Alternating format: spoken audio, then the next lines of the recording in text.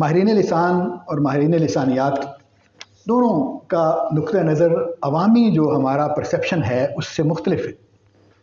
یعنی ان کے نزدیک کوئی زبان، کوئی بھی دو زبانیں جب آپس میں ایک دوسرے کے قریب آتی ہیں تو دونوں میں توسیع کی ایک صورت پیدا ہوتی ہے. اس توسیع کو کچھ دوست اپنے نقطہ نظر سے اگر بگاڑ سمجھتے ہیں تو وہ بگاڑ ہے. اگر کچھ دوست اس کو توسیع اور اس کو خیر و برکت کا سبب سمجھتے ہیں یا اس میں بہتری کے جو نکات ہیں اور زاویے ہیں وہ دیکھتے ہیں تو وہ اپنی جگہ پر ایک درست بات ہے. تو اس سوال کے تحت ہم آج اپنے دوستوں سے یہ پوچھیں گے بھی کہ اس جو سوال ہے اس پر ان کا نقطہ نظر کیا ہے. تو میں گزارش کروں گا میرے خیال فاروق صاحب کی اجازت سے قاسم صاحب سے میرے خیال میں پہلے گفتگو کا آغاز کرتے ہیں.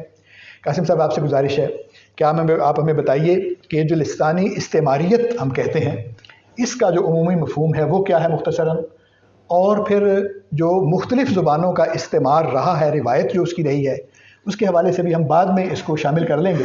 لیکن سر دست جو انگریزی کا استعمال پوری دنیا پر ہے اور مانا جاتا ہے اس کو، تو اردو پر اس کے اثرات کس طرح سے ہیں اور کیسے ہم اس کو دیکھتے ہیں. پہلے میں یہ واضح کر دینا چاہتا ہوں کہ ہم دو زاویوں سے اس پر گفتگو کریں گے. ایک حصہ جو گفتگو کا ہے وہ ہوگا کہ جو ادبیات پر اثرات ہیں ان کی نوعیت کیا ہے، اور دوسرا یہ ہے کہ جو بول چال کی زبان ہے یا ادبیات کے سے ہٹ کر جو زبان کا ایک حصہ ہمارے پاس موجود ہے اس پر اس کے اثرات کیا ہیں. تو میں گزارش کروں گا جناب ڈاکٹر قاسم یعقوب صاحب سے. جی بہت شکریہ. ایک تو پہلے اس موضوع کے حوالے سے آپ کو مبارک کہ بہت اچھا موضوع آپ نے انتخاب کیا، اور بظاہر تو یہ بہت کامن سا موضوع ہے اور ہر شخص اپنی رائے رکھتا ہے اس موضوع کے حوالے سے، اور یقیناً ہمارا ایک پوائنٹ آف ویو ہوتا ہے اور ہم ایک لسانی جو جبر ہے انگریزی کا اس سے گزر رہے ہیں. اس حوالے سے تو ہر آدمی جو ہے کوئی نہ کوئی اپنا موقف رکھتا ہے. لیکن آپ کا موضوع جو ہے میں اس کو دیکھتا رہا، سوچتا رہا. پہلے میں چاہتا ہوں کہ اس موضوع کی وضاحت ہو جائے کہ آپ نے جو عنوان جو رکھا ہے باقاعدہ اس کو اگر ہم تفصیل سے کھول لیں تو پھر میرے خیال میں گفتگو جو ہے ہماری زیادہ آسان ہو جائے گی. آپ کے موضوع میں مجھے 3 پوائنٹس بہت اہم لگے.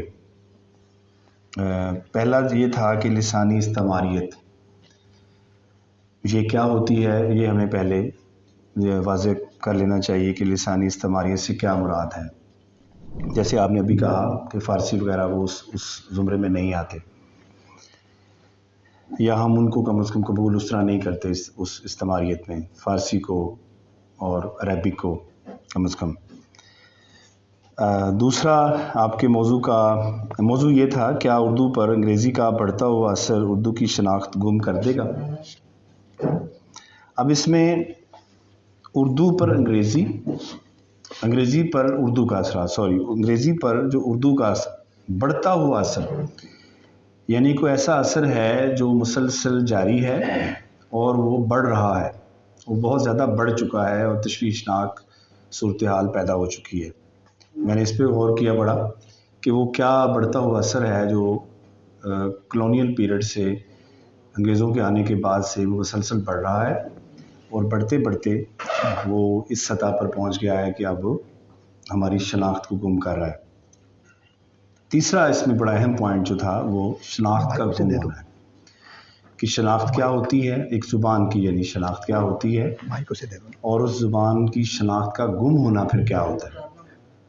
تو میرے خیال میں یہ عابد صاحب نے جو موضوع ہمیں دیا ہے وہ ایک سٹیٹمنٹ نہیں ہے کہ جی انگریزی زبان جو ہے وہ ہماری شناخت کو گم کر رہی ہے اور ہمیں اپنی زبان کو بچانا ہے، اور یہ لفظ آ گیا وہ لفظ آ گیا. عموماً اس طرح ہم گفتگو کرتے رہتے ہیں کہ یہیں سے بیٹھ کے فلاں لفظ نہیں بولنا چاہیے، فلاں جملہ جو ہے ہم اردو میں بہت اچھا ادا کر سکتے ہیں. میرے خیال میں اس سے ایک سطح بڑھ کے ہمیں اس کی بیک گراؤنڈ میں جا کے ان چیزوں کو اب دیکھنے کی ضرورت ہے، جو یہ موضوع میرے خیال میں آج کا تقاضا کر رہا ہے. سب سے پہلے استعماریت. اس کو بلاؤ نہیں بٹھا دیں. آپ سب جانتے ہیں کہ استعمار جو ہوتا ہے وہ کوئی بھی ایسی ایڈمنسٹریٹو پاور جو ہے وہ کسی آبادی کو اپنی عملداری میں لے آتی ہے اور اس کو غلام بنا لیتی ہے یا اس کی عملداری میں اس کو لے آتی ہے. ہم اس کو استعمار کہتے ہیں. اور برصغیر جو ہے بہت سی دنیا کی نو آبادیوں کی طرح برصغیر بھی ایک نو آبادی رہی برٹن کی، انگریزوں کی، فرنگیوں کی. لہٰذا یہاں پر لسانی استعمار جب وہ ہم استعمار کہتے ہیں تو استعمار کی پھر ایک زبان بھی ہوتی ہے، اس کا کلچر بھی ہوتا ہے، اس کے کوئی مقاصد بھی ہوتے ہیں، ان کا طرز زندگی بھی ہوتا ہے، تصور حیات بھی ہوتا ہے. وہ سب کچھ استعمار نہ بھی چاہے تو وہ آئے گا. یہ ایک عام سی بات ہے کہ کسی بھی ادارے کا سربراہ آپ بدل دیں تو بدلتے ہی نیا جو سربراہ ہوتا ہے وہ غیر شعوری طور پر وہ سارا ادارہ اس کے مطابق چلنا شروع ہو جاتا ہے، یا وہ اس کی جو پرائرٹیز ہیں وہ نافذ ہو جاتی ہیں. انگریز یہاں پر آئے نہ چاہتے ہوئے بھی. انگریزوں نے اگر ہم انہیں نمبر بھی دیں کہ انہوں نے یہ نہیں کہا یا انہوں نے نہیں یہ کیا تھا، استعمار کی بہت ساری چیزیں مسلط ہو جاتی ہیں. ان کا کلچر، ان کی زبان، ان کی ثقافت، ان کا تصور حیات بھی ساتھ آتا ہے. ایک ڈسکرسو پاور کی طرح، جس طرح ایک زبان کی ڈسکرس پاور ہوتی ہے، اس طرح کلچر کی بھی پاور ہوتی ہے، ڈسکورس پاور ہوتی ہے. وہ نہ چاہتے ہوئے بھی وہ ساتھ آئے گی. تو انگریزی جو زبان تھی جب یہاں پر انہوں نے نافذ کرنے کی کوشش کی، اس کے ساتھ ایک استعماری رویہ بھی آیا.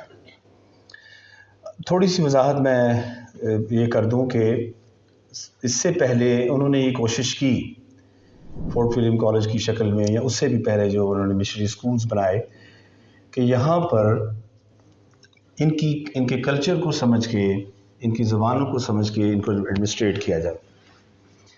وہ تقریباً ناکام ہوا ان کا پروجیکٹ، اور انہوں نے اس کو ریورس کیا.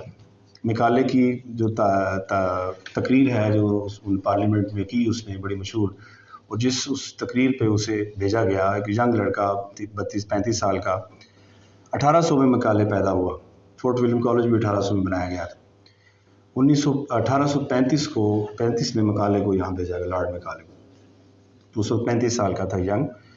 یہاں اس کو بھیجا گیا اور اس نے ایک تجویز دی جو کہ وہ پارلیمنٹ میں پہلے دے چکا تھا، کہ ان کی زبانیں سیکھنے کی بجائے انہیں کہا جائے کہ ہماری زبانیں سیکھیں. وہ جو اس نے کہا تھا کہ وضاقتہ سے یہ ہندوستانی ہوں گے، لیکن اپنی برین، جو ان کا دماغ جو ہے وہ برٹن ہوگا، برطانوی ہوگا. وہ پالیسی جو تھی اس نے یہاں نافذ کی. لہٰذا وہ جو فورٹ ولیم کالج کی جو پالیسی تھی پہلے کہ ان کی زبانیں سیکھ کے ان پہ حکمرانی کی جائے، وہ ساری ریورس ہوئی. 1835 کے بعد انہوں نے پھر یہ سارا جو ہے انہوں نے ایک نئے انداز سے دیکھنا شروع کیا کہ ان کو اپنے کلچر دیا جائے، کلچر کو مسلط کیا جائے.